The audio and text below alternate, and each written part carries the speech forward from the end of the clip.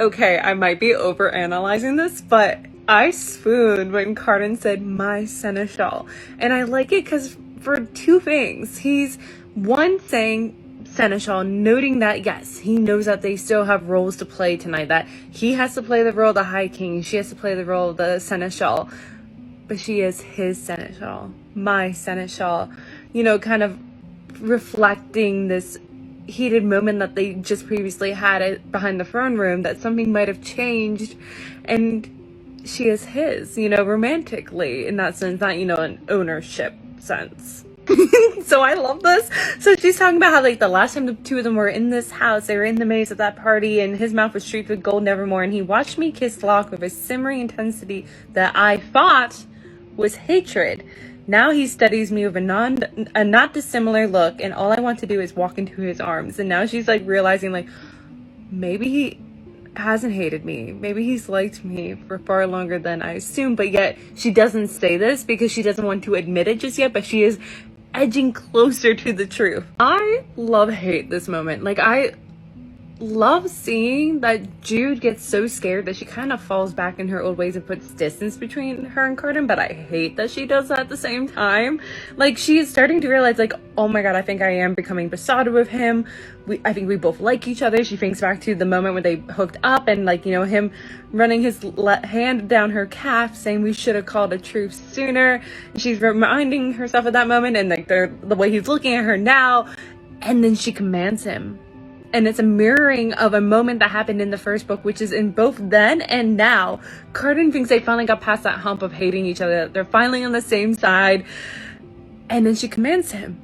And it's proving that she still doesn't trust him. And it breaks both Carden and my own heart. Oh, I also kind of hate that because of her fear, she reacted and commanded Carden, which one puts distance between her and Carden, which is kind of what she wanted. But because she was reacting without thinking, she was being cautious, Maddox now knows what's going on between the two of them. I do love, though, that Maddox is realizing that he has yet again underestimated Jude and what she is capable of, but the thing is that he keeps saying that I won't underestimate you again, but he continues to, because she is his daughter and also a human. It's interesting that Maddox is saying that, you know, we'll work together to defeat the Undersea, but after that, when they are gone, it will be us staring across the chessboard at each other. And when I best you, I will make sure I do it as thoroughly as I would any opponent who's shown themselves to be my equal, which is that final line, pretty much what Jude said when she sword fought him in the first book, that they are equals, they're on the same board, and he kind of dismissed that. And now he's realizing that they are, but it's also him kind of subtly saying, watch your back. I am not your ally here. I have schemes. And she is her head is spinning. She's juggling too many balls that she doesn't pick up on this. Also, Maddox saying, come, we have roles yet to play, is him subtly saying that I now have confirmation of the roles that you two are playing, that Carden is only playing the role of the High King, that you are only playing his subservient, but you are the one with the power apparently in this situation, and you are yet trying to stop me, so you're my enemy.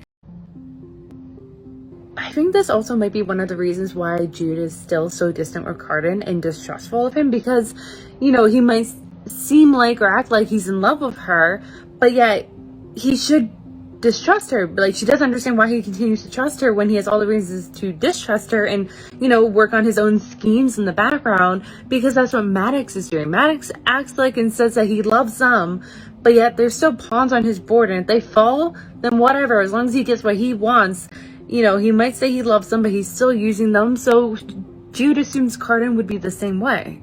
This is such a perfect representation of Jude, because as she's stuck in the maze, she, like, all of a sudden then remembers that there are tree folk in there, and then she turns and says out loud, I will slice my way clean for you. Let's start playing fair. Because this is definitely how Jude plays, how she acts throughout the trilogy, but, like, more specifically, we see it in the next book when, like, you know, she kind of plays along with Maddox and whatever that other opposing court is. I'm blanking on that name, but, like, she kind of plays along with them, but then eventually she's like, no, I'm doing it my own way. I'm slicing my way through, and that's when she cuts Carden as a snake. Again, this shows what kind of person Locke is. He is biased against humans. It may not be as apparent as Valerian, who outwardly says his prejudice against humans, but he subtly does it with him hunting Jude the night before, and now with letting his partygoers, you know, use a real spell on Heather.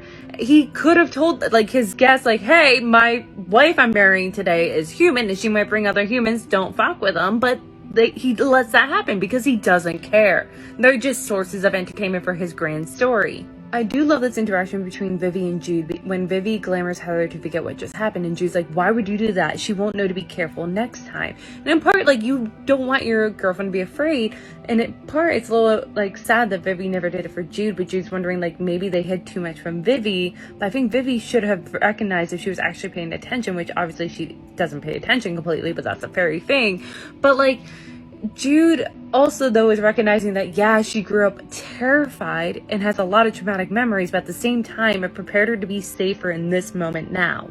The ghost being one of actually two people to break Jude's trust in this story alone is interesting because it's actually kind of showing that even if Jude wasn't aware of it, she automatically trusted the Court of Shadows, that she kind of saw them as all the same, that she didn't see them as like how she sees other fae. And so it's kind of like sad that he's, you know, throwing her back and her opening up to others, but also him saying that I serve Dane, not you, is showing that the ghost is biased against humans, even though he is half human himself. That she, a full-blooded human, was able to jump up in the hierarchy and command him, offended him, because he has fae blood. He's at least half fae, so he should be above her. And it's showing this like bias against humans being even worse at that level because he's, you know, half, so he should still be above her, and that just adds to this interesting prejudice conflict going on subtly in the background of the story. So if you don't already know, I've been using my LitJoy copy, and with it comes with annotations from Holly Black, and she put in this annotation that she had once planned a Selkie Merfolk book but never wrote it. This was my chance to use some of that stuff I love about that setting. I would love if she wrote a book in that setting. Please, Holly Black, I would so devour that. One of the reasons why I love Jude in this series is that Jude is oblivious and makes wrong assumptions, and that makes it so realistic, because when Narcia accuses her of performing some trick on Cardan, Jude is unnerved because of how close her guess comes to the mark. But like, Jude is assuming she's accusing her of being able to command Cardan, but there's no way for Narcia to have known that unless Maddox told, which Maddox definitely would not have told unless there was something advantageous to him, which at this point there definitely wasn't. He was definitely undersea. So there's no way, but she is assuming that because that is the secret that she is, holding, that's the truth. She doesn't know that Cardan is currently up on the land throwing the biggest tantrum of his life, demanding Jude back. And you can tell from Narcia's line and what we know in the future that Cardan is already throwing that tantrum, and she is confused by it and confused why he isn't turning to her and wants Jude, and she assumes the only logical solution to that is that Jude has performed some magic trick, kind of like that old Hob and the daughter tried to do in the beginning of the book.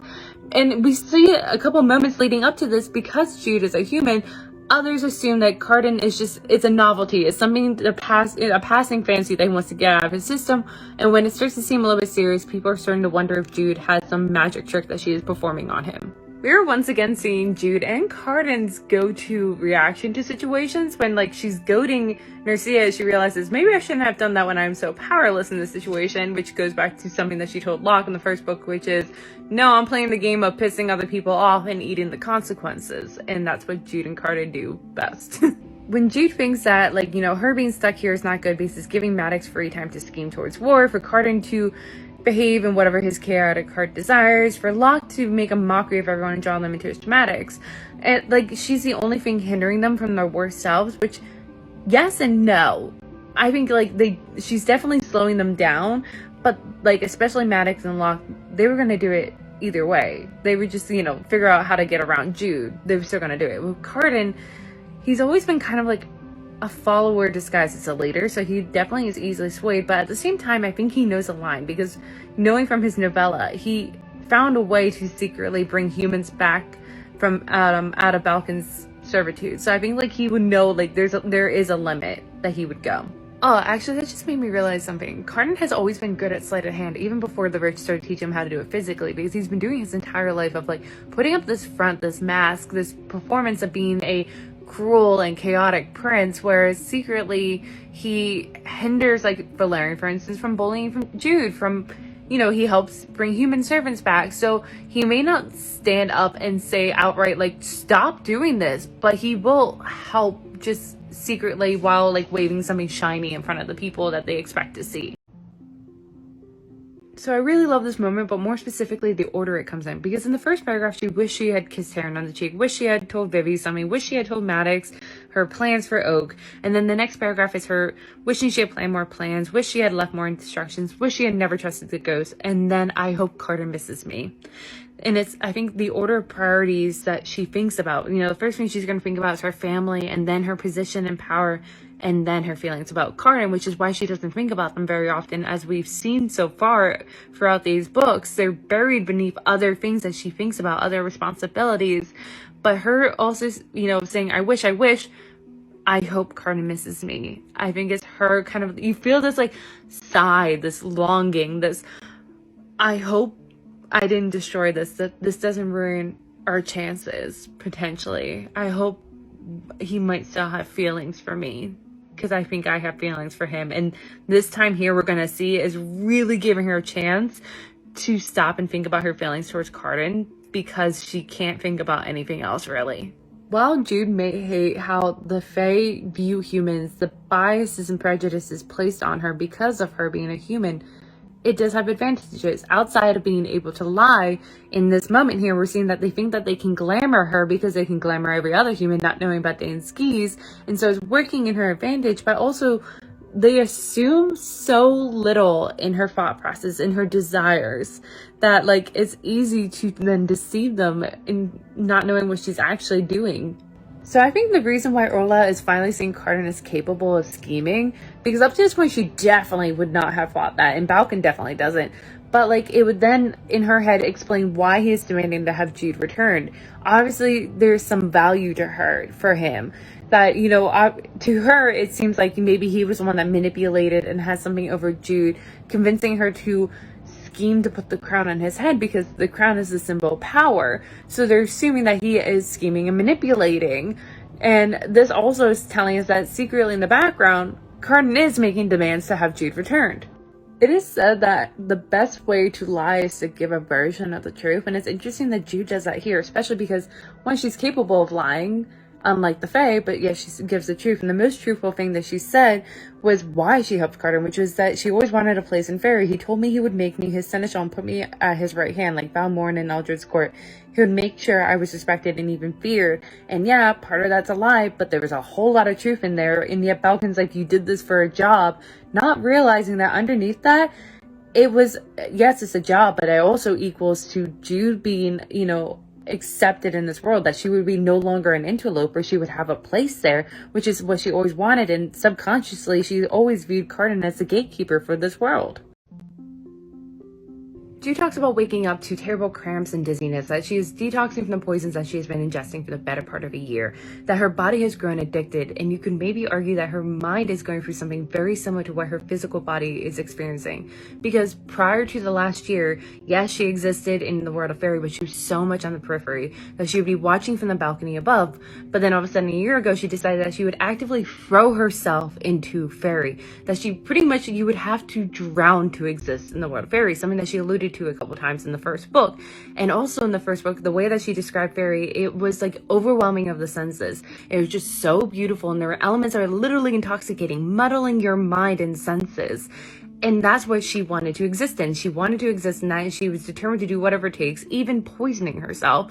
So like on numerous levels, she was like poisoning herself with this drugs, different kinds of drugs, and now all of a sudden she's being cut off from it and being forced to like detox from it, and her body and senses doesn't know how to react not being in that world and not taking these poisons anymore. While Jude may be struggling with her numerous detoxes, she has nothing else to think about. There's nothing stimulating her, and so she's left to think about Carden. And I think this is part of the reason why she finally gets past that hump and finally is willing to potentially have a relationship with him, to then accidentally be betrayed and heartbroken, but is willing to actually take that step forward. When Jude's thinking about Carden, she at one point says, "But no matter how many of them you humiliated or hurt, you would always know someone had found them worthy of love when no one had found you worthy." And it's one of the main motivators of why he did bully Jude, why he did hate Jude. But it's the same for anyone in this world. And it's Jude finally realizing why Carden was the way he was with her. And it's so heartbreaking that, like, even the guy who had unalived her parents loves Jude. She at least has some form of love. And she has it from her sisters. He has no one, genuinely. It's all superficial, if he gets anything. But it also makes it equally heartbreaking that despite not being loved genuinely, like if he gets anything, it's superficial. He is constantly being betrayed, the people using him. He continuously puts out love and trust towards others in hopes that maybe they reciprocate. It's just this continuous, like, putting it out there towards, like, you know, Locke and Nasia and his brother and Jude. And he just wants to be loved, even though it continuously burns him. I do love, though, that as Jude's taking a big step forward, like 3 steps forward, she does take a step back. That she's like, you know, they're more mortal than they think. But the moment that I forget that they're not, like, that they're immortal is the moment that I'll get hurt. And I can't assume that I know Carden's heart. And then she thinks, I wonder what would happen if I admitted he wasn't out of my system. One, going back to the drug thing of how she's detoxing from not only poisons, but from, like, Fairy and from him. But it also goes back to what he said all the way back on page 57 when he is, you know, just got shot at. He says, kiss me until I'm sick of it. And then he says, if you're the sickness, I suppose you can't also be the cure. When Jude says, sometimes when lying on the cold stone floor, I wonder if there's a limit to what I let them do. If there is something that would make me fight back, even if it dooms me. If there is, that makes me a fool. But maybe if there isn't, that makes me a monster. And while Jude is hot-headed, we assume that she fights back, but in actuality, for the majority of her life, she really hasn't. She's just taken what's been thrown at her. Her finger being bitten off, she took it. When she was thrown in the river, she kind of just took it. There's so many instances that she took it until Dane gave her that keys, that he recognized her, that she gained a little bit of power in this world, that she finally fought back against Valerian, for instance, and threatened Locke. It's when she had power. Now all of a sudden she doesn't have power. So she's just taking what's been thrown at her. And yeah, if she fights back without any power, that does kind of make her a fool, but like, I wouldn't say it makes her a monster by not fighting back. It makes her kind of like a doll. Unless with the monster line, she is talking about how every time something happens, she takes it in. She's like, lets it sit inside her and fester until she retaliates into like a monster-like form, which is kind of like how it happened with Valerian. And I think she's thinking like, it's only going to keep building until I turn into a monster. Jude says that Balkan likes to call her Mortar Girl, and she thinks it's because he doesn't like having to recall it, finding me as disposable as all the human girls who had come through Hollow Hall. But I think it's because in this world, we know names have power, and by calling her by her first name is kind of giving her power, like you're recognizing her. And by calling her Mortal Girl is also a reminder for him that he is technically better and stronger than her, that she is still just a mortal, even though she has achieved so much. Jude also says that they regularly forget to give me fresh water and food, enchanting me illusionary sustenance when I beg for it. And it's not uncommon. It's actually kind of typical that you would see in traditional folktales that the Fae are bad pet keepers, pretty much. That they know that humans are a little bit weaker, that they can't survive like the harsher elements, that they can't dance all night, they need sleep, they need food, and often they do die in their care, and they're like, oh, let's discard that one, let's get another.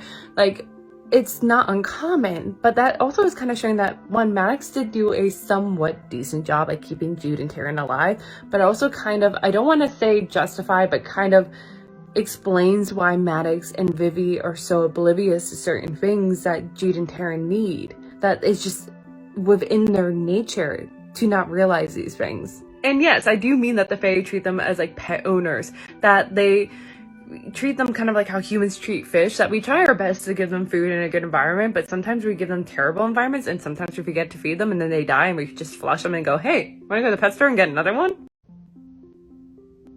This moment of Jude trapped in the undersea is such a great midpoint. We're a little bit past midpoint of this book, but like the midpoint of the trilogy, because this is her lowest point. This is where she is the most powerless.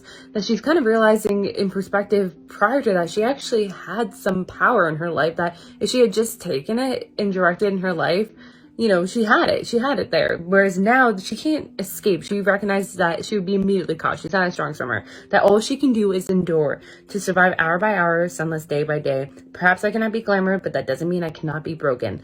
Literally, she is just existing. She cannot do anything else because she has no power. And I think it also explains why the moment that she does leave the undersea, she immediately starts grabbing for power again. That even when she physically, like, her body cannot do anything because of being underwater for so long, she is trying to grab power back because she thinks if she has power again, she will be safe again. Wrongly, because she doesn't recognize just yet that it was because she was so close to the center of power that she ended up in this situation in the first place. I don't know why exactly Balkan commands Jude to kiss him. I don't think it's because he's attracted to her. Maybe because he's wondering what Cardan sees in her. But I think it's more so to, like, test to see if he did break her. That there's nothing between her and Cardan. That maybe for a moment he was wondering if Cardan did perform some form of magic. That maybe Orla was right. That he performed some sort of magic to have Jude infatuated with him and willing to do whatever it took to get him the crown. And I think he's trying to see, did that break? Is she no longer, you know, drawn to Cardan? That is she willing to unalive him as I just requested her to do? Once again, I love that even though the truth is staring Jude in the face, she's like, well, maybe, and like trying to skirt around it, because she's like, I don't remember giving Cardan any specific commands that would warrant him paying for a ransom for my safe return. He was free of me. He didn't have to bring me back, but yet he did. And she's like, maybe politics demanded it. Maybe he really didn't like going into meetings. It's like, no, we know why. Once again, she's surprised that, like, part of the deal seems like that Balkan gets to come back for free without any punishment. And she's like, I'm surprised Cardan would agree to pay that for me. And I'm like, he would do anything to have you returned to him. Jude is about to be returned back to the land, and they once again put her in the same dress she had been wearing the night she had been taken, the night of Terran's wedding. But now the dress is, you know, discolored from salt exposure and looks as though sea creatures had been eating it. They give her back nightfell, but the scabbard is rusted, and the leather looks also as if it had been feasted upon. And it's visually symbolizing that she cannot go back to who she was before. Or at the very least, she's going to have to put a lot of elbow grease into cleaning up after. Because all that she had prior to being taken has now been stripped clean. All the power that she accumulated has now rusted. It is not as fresh as, you know, potent as it was before. So if she wants to be who she was before, she's going to have to work really hard to, you know, scrape away all the rest or become something new. It may seem like a throwaway line just to, you know, add to the description of having Balkan hang new pearls from Jude's ears, but it's actually a visual representation that they think, at least, that she is owned by the undersea because pearls typically come from the sea. Ooh, which that just made me realize something. So like a chapter 2 ago when Jude was first dressed and brought before Orla, they put her in like ropes of pearls, like necklace. And you could argue that it could be kind of like the undersea's version of a noose because she's a prisoner. She's being dragged before their queen. But just like what the Fae like to do when they glamour humans, you know, for situations such as the Queen of Mirth, where you think that you're donning a beautiful gown, but really it is a sack. They're, you know, the pearls may make you think that, oh, they're treating me well, they're putting me in jewelry, but really it is a noose and they're dragging you like a prisoner in front of their queen. I don't know if I didn't realize this or I just didn't pick up on it before, but the crown for Alfheim has oak leaves on it. So, like, you know, what's her name? Arinia might think that she named Oak because of the acorn that she was given by his mother. But what if she had always kind of secretly was alluding to his heritage by naming him Oak and the oak leaves being on the crown of Alfheim? You have to say one thing. Cardan knows how to put on a good presentation because he is donning a fur-lined cloak, looking very regal on his steed, surrounded by knights in gold and green armor. On one side is Maddox, on the other side is Nearhair, showing that I am willing to use force, but I have wisdom next to me. Secretly, we know that he could care less about all of these guys. He just wants Jude back, but he knows that he needs to present a strong, like, front to Orla and his brother, proving, I will not bow to you two or bend easily. Look at me, look at what I have. I am the king of Alfheim. And he is willing to not only just put on the show, even though it might feel a little uncomfortable by it, but he is willing to lean that heavily into it now. I love before she breaks the surface, Jude does say to herself that she has a mixture of fear and hope, and that it's a dangerous mixture. But after she does and sees Carter's entourage, she says, I am shaking. I feel I may shake apart. And in this moment, like, she doesn't say she's afraid, but you can tell because she is shaking, probably from the mixture of fear and hope, but it's probably also her realizing that she is in the center of the vortex of power, that there is so much power, that she's seen all of them at their full power, at like their best, I guess you can say, and realizing that she might have bitten more than she could chew. Shut up. Like, so Cardan doesn't acknowledge Orla, doesn't even look at Balkan when Orla points out, like, oh, all right, your brother's going to be the new ambassador for the Undersea to the land. Doesn't care, only is looking at Jude with an icy demeanor. And Jude says, I am small, diminished, powerless, thinking that he is giving her that, like, glare because she has, you know, not lived up to his expectations of her, that she has, you know, done poorly, that he is upset by her. But in reality, he is furious because he was promised to have her whole in hail, and she doesn't look like, and especially looks like she's been broken because she breaks eye contact with him and looks down. And normally Jude would never break eye contact with Cardan. To continue what I just said earlier, Cardan just gets more angry because, like, Orla's like, my daughter, the princess, will help her to land, and Cardan's like, help her? Jude has never needed help. She should not require help. What did you do to her? And he's like, I will destroy you now. But this is such a big moment, and like Jude doesn't fully realize it just yet because she's still so entrenched in her misbeliefs. But we can tell from what Cardan says and how he is reacting in this moment that he is finally accepting his role. He is not just playing a part, he is the High King of Elflame in this moment, and it's only because Jude was taken.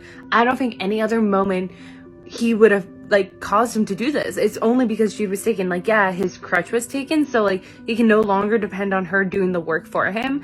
But I think if she hadn't been taken, he would have continued the way he had been living up to then, of using Jude, like depending on Jude and being lazy. And like now though, the floodgates had been broken, and now he is taking initiative in not only his own life but in his kingdom, of actually ruling. This scene here is Cardan's highest moment. That, like, this is his peak, and that he has now kind of crossed over the wall into this new version of himself. Meanwhile, this scene is a continuation of Jude's lowest moment. Being taken by the Undersea was bad, but right now, wearing a dress she would have never worn, can barely walk, showing herself at her weakest, most like feminine version of herself, something that she really doesn't like, is her lowest point, and from here she has to grapple her way out of the trench that she has been thrown into.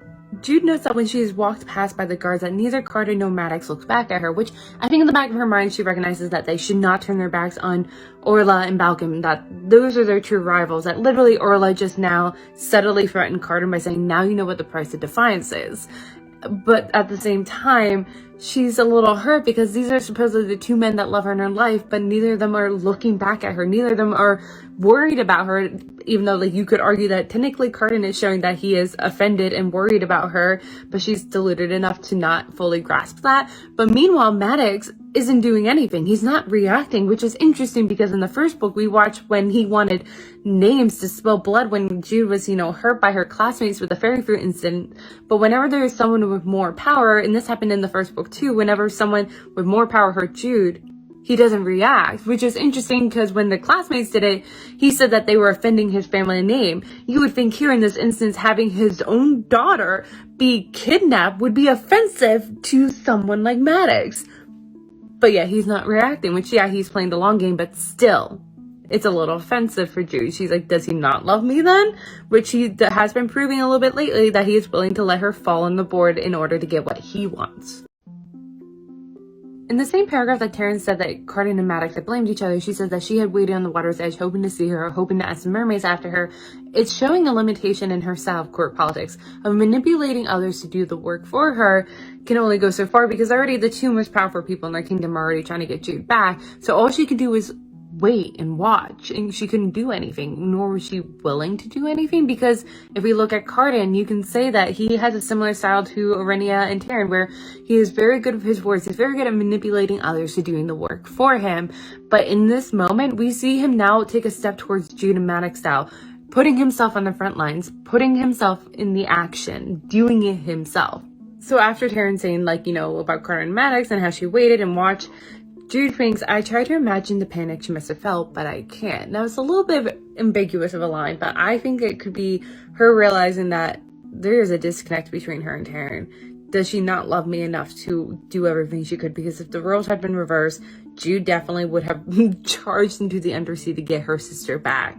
We see Cardan was willing to do that. Maddox kind of was. so does Taryn not love me enough to do it herself? And it's not that Jude is expecting Taryn to pick up a sword and fight for her. She could have, I think Jude would have accepted if Taryn had done it her own way, which is using her words, her wiles. She could have manipulated others, could have convinced Locke to talk to Narcia to return Jude. She could have done a lot, and she didn't. When Jude says that I feel bruised all over, sore and ancient and more mortal than ever before, it's as if whatever illusion that she had placed on herself of thinking that she is like a fairy has been washed clean, and she is feeling very completely like a mortal for the first time in quite a while. This experience with the undersea has Jude feeling like she had been burned, like she had gotten too close to the flame of fairy, that when she hugs Taryn, she hangs on for longer, taking in the human smell of sweat and skin. No ocean, no pine needles or blood or night blooming flowers, as the other fairy described as smelling. In the first book, she literally says that they all smell nicely, naturally, unlike her and Taryn, who have to cover their sweaty human smells with perfumes. But in this moment, now their smells don't smell so nice. Now they're a little traumatic, and she has to decide kind of what she wants to do. Is she willing to work past this trauma and stay in this world, or maybe take up on Vivi's offer of going to the human world? I love Delcamar here. Yes, I know I'm probably saying that wrong, but from the Quarter Termites, because yes, it is for her own benefit, but she's saying, I don't care what the Grand General's orders are. I am here to see the, High King Seneschal. And it's kind of like reminding them, like, you guys do know the Seneschal is higher up on the list and like hierarchy than the Grand General, that she has more power. Like, I don't care if she's a child, if she is his child, why are you treating her like one? Because she's actually powerful, and I have the right to see her if she is willing to let me. We can both override the Grand General's orders, which is going back to what Rhaenyra said earlier in this book when, Vivi went to call Cardan, and she's like, he is the High King now. You cannot continue to call him by what you used to call him as a child. And everyone is treating these two like they are the children that they used to be, not these pinnacle of power. The end of the chapter ends with Jude leaving Maddox's stronghold, sneaking out. That she says that in the past she normally would be able to manage to climb over her balcony, but she can't in this moment because of what she just experienced with the undersea, that this old version of herself is now gone. So she does the next best thing. She jumps, which is, I think, to symbolize her making her decision that she was previously contemplating after seeing Taryn of, do I want to stay in this world or do I want to go back to the mortal one? She decides, I am willing to jump back into fairy, even if it means drowning. If you don't already know, I have been doing an in-depth literary analysis of the Girl Prince series. I am currently working my way through The Wicked King, and I just want to quickly talk about something that my friend and I were just recently talking about, and it has to do with Jude's hair. Now, we came onto this topic because initially we were talking about the braids that, like, in Fourth Wing, stuff like that, and it led to us talking about Jude's signature horns, and I realized something as we were talking. I was like, oh my god, wait a minute. What if it was meant to make her look like she was fairy? Now, first off, we do know that she doesn't style her hair that way. It's Tatterfeld that styles her hair that way. But we also know throughout the first two books, definitely, we see Cardan hooking up with other fays that are similar in style. Like, they have physically horns that are similar to Jude's. And so you could argue that maybe Tatterfell is giving her fairy-like horns to make her look a little bit more fairy, to blend in with this world. Because a lot of the fairy do have, animalistic traits. But the interesting thing is that she gives Jude horns, but Taryn just has her hair half pulled back in a very feminine, almost sweet style with her style, face, and personality, which is extra interesting because in the majority of this world, they are described as almost extreme. It's cruel, it's harsh, it's beautiful, but extreme in its beauty, and not very soft and sweet, whereas Taryn looks very soft and sweet with her half up hairdo, but Jude is looking more fairy-like with her horns. So you could argue that maybe Tatterfell is making Jude look like the changeling child to Taryn, because it is a common practice that we see in this world. We see it more so in the darkest part of the forest, where they do participate in leaving a fairy child in the human world and taking the human one back, that tradition and traditional folktale. And what if she's designing Jude to look like the fairy changeling, because Jude on the outside is more like Maddox and it's more harsh and mean like fairies. So that might be why Tatterfell is giving her that style. But the thing is that with both their styles, it's pulling the hair away, it's exposing their ears. So even if she is making Jude look a little bit more fairy-like, she's still exposing that she's also human, which kind of correlates and mirrors Jude's journey, where like there are a lot of moments where she almost pretends like she's a fairy, that even she kind of forgets, but at the same time, it is impossible to hide the fact that she is mortal, that she is human, that no matter what she does or acts or says or dresses, they will always be mortal and that will always be exposed. And that is, I think, being shown through their hairstyles. This was a little bit all over the place and a little chaotic, but I hope it made sense. Once again, we're seeing that the world is kind of disregarding Jude's placement in it. And I think in part it has to do with her age, and in part it has to do with her being a human, because they're barring her from entering court, saying that, you know, the general, your father, barred you. Even though they, you know, called her seneschal, they're not recognizing the fact that seneschal is higher up in the hierarchy, I believe, than general. They're still associating her as Maddox's daughter, that his word has more power than hers. And like, ugh. I'm so mad for her, because he apologizes, recognizing that technically Jude her words should have more power than Maddox, but yet he says, your father said that you might come here, but you're not allowed to come in. Basically, we're to order your carriage and ride in it if it's necessary. Do you expect you will require our presence? Pretty much is like the way you would talk to a child. And the most heartbreaking thing for me, sorry, it's about to rain, so the lighting got really weird right now. The most heartbreaking thing for me is that she assumes Carden's behind this, that he found a loophole to her command, that he cannot order her out of his presence away, like not allow her to come in, that he found a way. Like, she just assumes the worst of him still. And I think in part it has to do with the fact that she does have feelings for him, and if she assumes the worst, then she can maybe convince herself to not have feelings for him anymore. I love this line where Jude says that, you know, that Carden, he's become the High King and he's done it without me. And yes, it's true, he's done it without you, but he did it for you. The only reason why he truly accepted his role and his power was to get Jude back. Okay, Valmoran's really going to be testing me, but I'm going to take some steps in the dark, because when Jude's looking for her way to get back into the court, she comes across Valmoran, and he points to these, you know, children, and he asks what are they, and she's like, fairies, and he's like, yes, the folk of the air, insubstantial, unable to hold one shape, like the seeds of flowers launched into the sky. Now, I think what he's trying to say is, they're not like the folk of the sea, where you can always go to the sea and probably find them. They're the folk of the air, that they could up and move at any moment, and they're insubstantial, that they're kind of like something that might catch your eyes, like, you know, a beautiful flower, but their seeds get caught in the wind at the moment that you try to grab for them. And even if you do grab for them and try to catch a ride and join their world, they're insubstantial, and eventually you fall out of it and you get left behind. I really love also when Valmoran talks about his love for Eldred and his history of him, because it's very similar to Jude. There's a similarity between the two of them, because he says, once he met him, all the duty I felt for my family was rendered as frayed and worn as an old coat. That seeing the world of fairy was so beautiful and enticing that when you look back at the mortal world, at the dullness of it, he was determined to be a part of the world of fairy. That he was willing to burn his family farm down to be a part of that world, to be accepted within it, to do whatever it took. However, did it bring him true happiness? He doesn't know. Would he do it again? Definitely. Also, when Jude asks him, is that love? He says, if not love, something very like it. And I think he's kind of hinting that the Fae can't love the way that humans do. Because I think humans, there's a nobleness to it, and fairies are a little bit more selfish than humans. But it's close enough, and it's up to you to decide if it is enough. Valmoran said that he had made a promise to Eldred that once he became his, he would renounce all humanity. And what he's trying to hint to Jude is that if you really want to become a part of this world, ingrained in fairy, then you're going to renounce humanity, because that's the only way. You need to drown into fairy. Like that human girl in the first book who drowned and now is part of the undersea. That's the only way. And Jude is saying that we're human, we can lie, we can break vows, forgetting that when Maddox did something similar to her, she was slightly offended, knowing that if she did that, that no one in this world would trust her or accept her. She would always be on the outskirts, always be distrusted. I love that the red moths are hovering over Balkan again, because they started after he unalived his father as like a part of a curse. It's his telltale heart. And that they may not have been bothering him in the undersea, as Jude points out, but they're back again, pretty much saying that you may have, you know, aligned yourself with the undersea, but you have not washed yourself of your sins.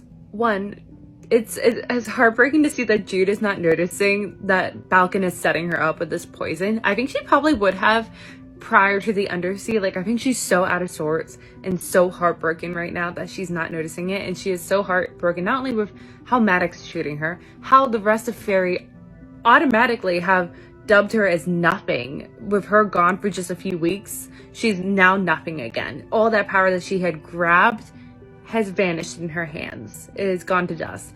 But also Carden, she thought that maybe there was something, that she was starting to allow herself to think that there was something, but he was doing this. At least she convinced herself that he is keeping her away, that maybe he did use her, that maybe Orla was right and he used her to get the crown. And so, unable to find anyone else to help her get into court, to find her way into power, she is turning to Balkan, another son of Eldred, to help get her into the door of Fairy, to help her, you know, cross the threshold. And it's sad. I also love how cocky Balkan is of his like status and placement in this hierarchy of this world, that like he just glamours Jude, you know, saying like, tell me that you're mine, Jude. Unlike Dane, who offered something for her, unlike Carden, who also offered something to her, he just assumes that Balkan just assumes he can make her do something. The beginning of this chapter actually made me think of something that Balmoral said in the previous one, which is when he asked Jude, what are they? She said fairies. And he's like, no, these are the folk of the air. And the way I interpret it is that they're there and gone, that their seeds caught up in the wind fluttering away, as he described, that you can try to catch a hold and try to catch a ride, but they're insubstantial. Eventually, you're going to fall off and be left behind. And we're seeing that right here, that Jude and Balkan have been left behind, because every other moment we saw Hollow Hall, in the first book more specifically, it was full of life. There were the human servants, there were the guards that Jude had to get past, there were all the fairies, you know, continuing the revelry, getting drunk, doing, you know, other stuff, or just, you know, passed out on the ground. And now it's empty. It's dead. They moved on. They found a new court. They found new entertainments and left Jude and Balkan behind.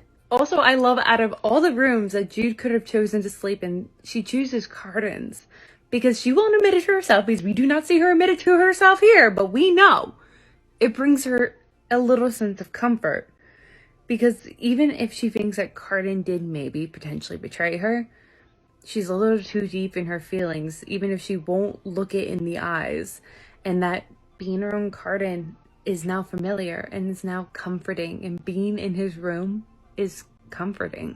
I love this moment of Jude trying to climb the mound, climb the hill that houses the Palace of Alfheim, and she's like, what would happen if I fall down? But that's too bad, I would just roll down.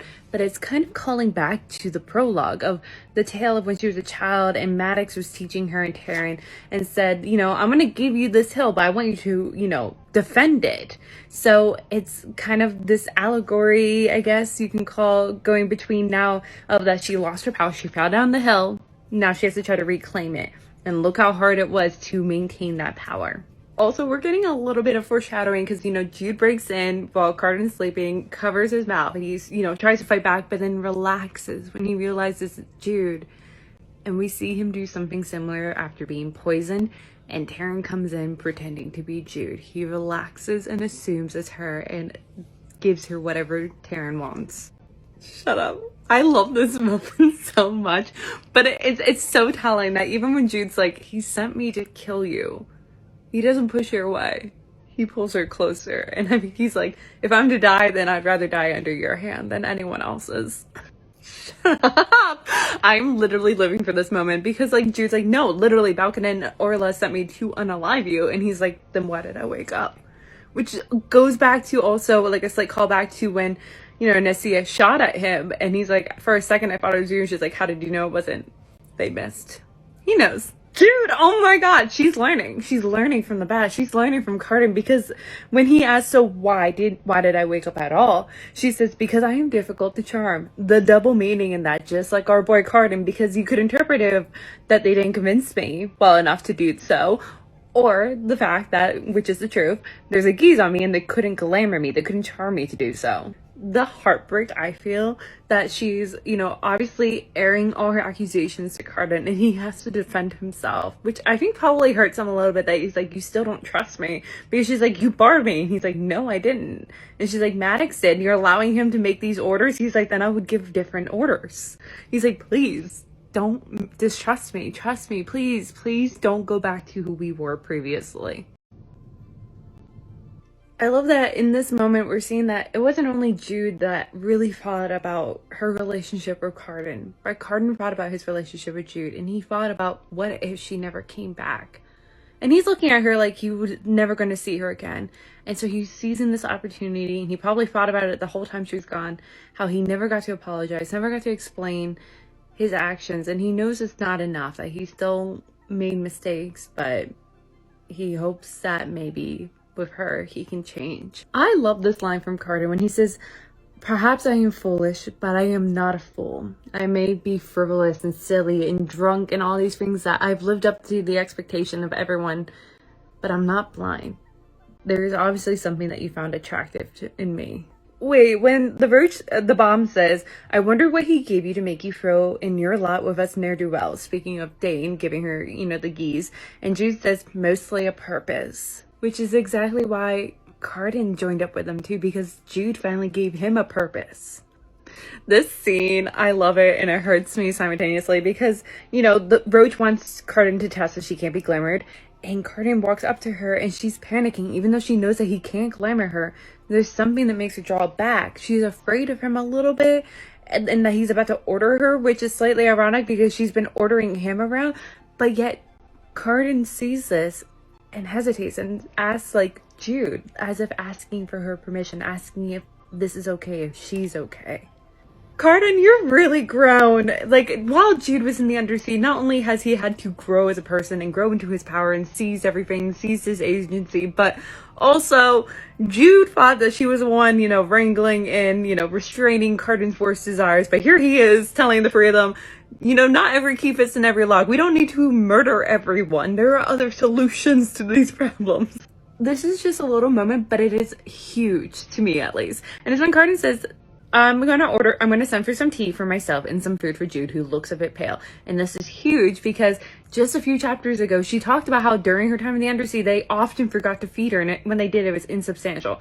That this is a common occurrence for Fays, that they often forget that humans require more needs than they do. But here we see Cardan looking at Jude, recognizing, that she needs to eat more, that she needs more substance. And it's something that she often forgets to do herself, trying to kind of adapt her body to be more like the Fae, which when she mentioned early in the book that, often she forgets to eat until she absolutely has to.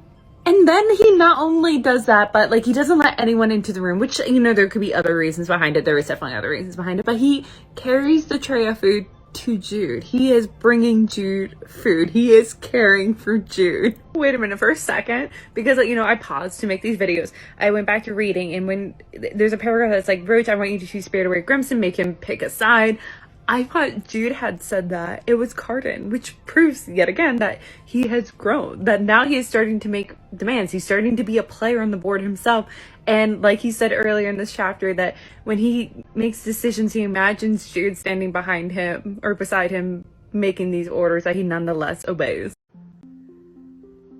Now, I'd always thought it was a little weird that out of all the masks that Jude could have gotten for this masquerade, she chose a human mask and then smiling one. Out of all, especially when she so long, yearns to be a fairy, you would think that she would pick one that makes her look like a fairy.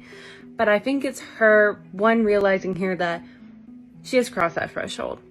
That it would be more of a mask, more of a costume to pretend to be a human, which is what she does whenever she was in the mortal world. The outfits that they wear is them cosplaying as mortals. But the fact that, one, I like that we're seeing her call her seneschal, that she's recognizable as the seneschal, being called by her title now, not just, girl or mortal. But also that when the mask maker makes alterations to make it look more like her, it kind of defeats the purpose, but yet she sees Taryn's face in it, not her own. She doesn't recognize her own reflection anymore. Okay, I'm either going to be shooting in the dark of this, or I'm going to show what a massive nerd I am, but I like that Mother Mara gives Jude an Empire Waist dress. Now, our first sponsor in Empire Waist is probably going to be a Regency, but that's not the first time that style of dress was used in history. Another point of time was the Italian Renaissance, and one figure in the Italian Renaissance was Lucrezia Borgia. Now, we don't know this for sure, it's most likely rumors, but she was rumored to have gained power for her family by poisoning others, and we're about to watch Jude be accused of poisoning Cardan. The more I think about it, It's just the dress doesn't seem like a Jude dress. It's too sweet. It's literally described as being frothy. And like, yeah, it has pockets for her to store her weapons in, but it just doesn't feel like a Jude dress. But if you combine that with the fact that she keeps her hair down, flowing, and the mask, it feels more like Taryn, which is interesting because Taryn's going to be impersonating Jude later this very evening. I love this moment where Jude thinks about Carden's admission of who he has become since Hauntsmate. If you thought I was bad, I would be worse. How well I know that feeling. And yes, she does, because it calls back to her quote in the first book of, if I cannot be better than them, then I would become so much worse. And leading up to about the halfway mark of this book, there's so many moments where she dismissed this idea that her and Carden are alike. Now, a couple times Carden has said that we're more alike than you think, and she would laugh it off. She would dismiss it, being like, that's insane. But they're very alike, and they understand each other more than probably anyone else could. And that's why she's starting to fall for him. That's why he falls for her. But they need to kind of start backtracking a little bit to get away from this toxic level that they dove themselves into, because Carden's is more a mask of a performance that everyone expects him to play. Jude's is more action. But now they need to figure out how to still gain the respect of others without being so destructive. While I do agree with Jude that a masquerade during this event with the Lord Robin is a bad idea, but it is a night of unmasking, of seeing people's true colors, because we have a lot of things that are going to be happening throughout the course of this night. I love this throwaway line about her talking about Taryn and Locke being out there dancing. She says Taryn knows all the steps, and I think it's to say that Taryn knows every step to at least look like she is a fairy, that she is part of this world, whereas Jude is kind of stomping her way through it. Miss Holly Black, the foreshadowing here, I love it. And I love it with the clothes, because she talks about how Maddox and Rennie arrived and they're dressed in black and white. They look like chess pieces on opposite side of the board, which they will eventually become. Rennie will stand by Maddox's side until about halfway through the next book, where she will be sitting next to Jude, because Oak's life is at risk and she thinks that Jude is the better risk to take. I love that Lady Asha is described wearing autumn colors and a circlet that looks eerily like a crown, because in symbolism, autumn is the decaying stage in the life cycle, the stage before death, before winter. And her wearing those colors now is showing that she lost her chance at gaining power, that Eldred is dead, and that she does not have a chance with Carden, that it is autumn, not spring, so she cannot plant seeds and grow a relationship with anymore. The soil is not fertile enough for her to do so. I kind of love that Carden knows initially something's wrong, that I've definitely been poisoned, something's wrong. And the fastest way to get Jude to come to his side in this situation, because he doesn't have time to go looking for her, is to create the biggest scene, because he knows that would draw her to him like a moth to the flame, to be like, what the hell is wrong with you? And then he could be like, I think I've been poisoned. You know what? I didn't even realize this the numerous times I've read this book, but the first thing that Maddox has said to her since she has been returned from the Undersea. Actually, he hasn't said anything. The last time he said something to her was before she was kidnapped, and it was threatening her. And it's now him saying, get a handle of the situation, force Carden to abdicate, put your brother on the phone, it's now or never. Again, threatening her, using this disadvantage to manipulate her, not asking, are you okay? Do you need help? I do love this line for Jude, because she turns to Maddox and says, working with you was always going to be working for you, so never. And it's her realizing that Maddox was always going to set a limit, a ceiling, only going to give her just scraps. But now that she has a taste at what power can be like, at what being at the top could potentially be like, she's not going to give anything less. She will scrape and crawl and climb and do anything she can to get back to the top and fight to keep it, because it's better than just getting scraps from Maddox. It's heartbreaking. Like, Jude's not wrong for thinking this, but it's heartbreaking that she assumes that this is the real version of Carden, that the version she had saw him last night, the serious version, the scheming version, was not the actual version of Carden. The drunk fool that we're seeing now is the real version, and it's not, but it's heartbreaking that she willingly assumes that again. But then it's also heartbreaking that Jude, assuming that this is the real version of Carden, that he's not serious, that she then commands him, which is probably a good thing that he's poisoned, because it would break his heart that she's not seeing him as an equal anymore, that she's commanding him again. But he realizes that she never believes any word out of anyone's mouth, evidently. So he needs to kiss her to show her that he's been poisoned, because he could say it, she wouldn't believe him.